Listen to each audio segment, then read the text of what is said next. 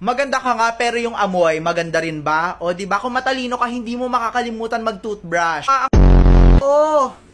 Hindi ko nga alam, baka nadala niya yung baril. Yung baril. Kaya akala ko tatay mo sa bungero, ba't pulis? Gagawang galing sinerch ko si Maria Clara, kamukha ko pala siya. Pwede naman si Princess oh. Banat na banat yung buhok, bagong reband. Walang ligo yan for sure. Sana nung nagpariband, naluto din yung mga lisanya. Oh, kamukha nung kabit ni Boy. Ang fresh mo ate, mukha kang walang ambag sa thesis. Chinichismis ka ni Putok. Asim niya. Ay, may bibili.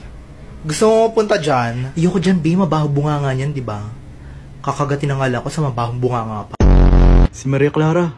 Binibini, ang ganda niyo po. Dalagang Pilipina. Tangina mo, Pacquiao. Niloloko mo ako eh.